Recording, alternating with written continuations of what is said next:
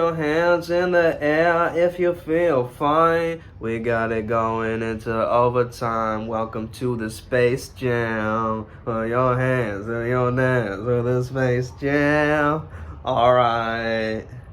What's happening, guys? I'm going to talk about the most effective way to deal with phobias. Let's get it. I'm inspired. I'm inspired. Hey there, guys. How's it going? My name is Suman Chatterjee from the Flow Zone Academy, which means that I help you feel better and perform better. Today, I'm going to speak about the most effective way to deal with phobias. What is the ideal phobia treatment? Okay. Now, from the scientific lens, we can see there's two possible ways you can go about this, right? One is exposure therapy, and the other is cognitive behavior therapy. Okay, cognitive behavioral therapy, or CBT, is about reframing things, okay, seeing things from a new perspective. Exposure therapy is you leaning into the fear very slowly until you become more comfortable with it, right? There's some of this happening with, PTSD patients and things like this, okay? Which is the best method, man? I mean, I would say a combination of both. Why do you have to only do one? Why can you not explore both options, What's wrong with that? You see, I once had a client tell me that she was terrified of cockroaches. Terrified of cockroaches. Like she would have a panic attack every time she thought of a cockroach. To her, working with me one-on-one, and then she told me she walked into the kitchen, she saw a cockroach, and she didn't freak out after a very, very long time of us working together, right?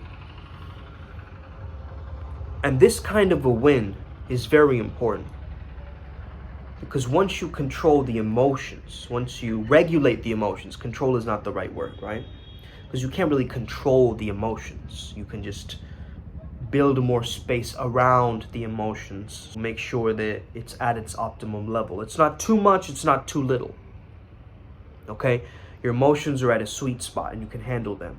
Instead of it having you feel overwhelmed. Now, usually,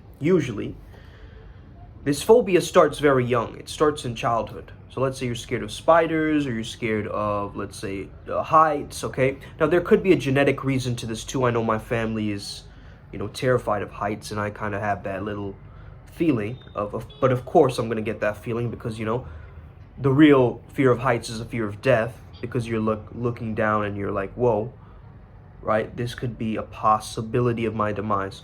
And so a lot of these fears, man, they show up irrationally, right? Fears are sometimes very irrational.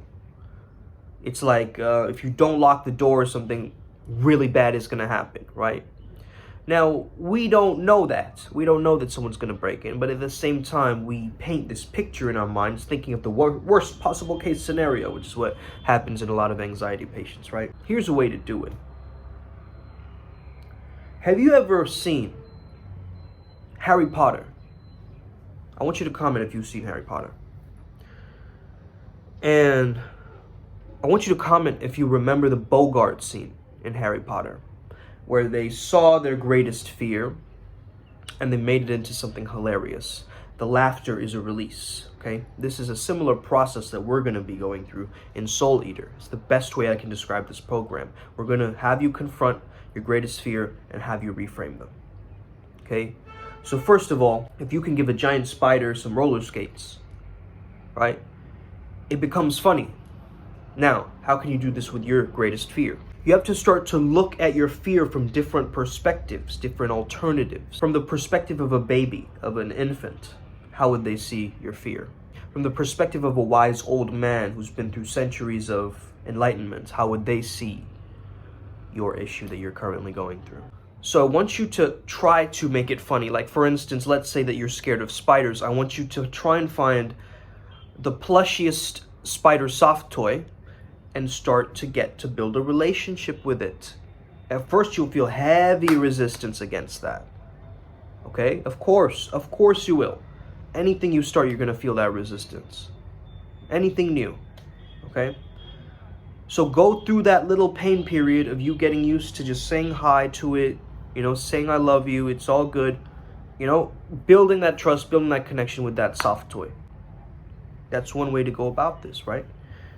And you're exposing yourself to the image as well at the same time. But now you've reframed that scary thing into a cute thing. Okay, this works in the cognitive behavioral therapy angle and the exposure therapy angle. Okay, so I just gave you an example of how you can combine both. So how do you deal with your phobias? First of all, let's ask ourselves what the phobia really is and whether we can see it in a different way.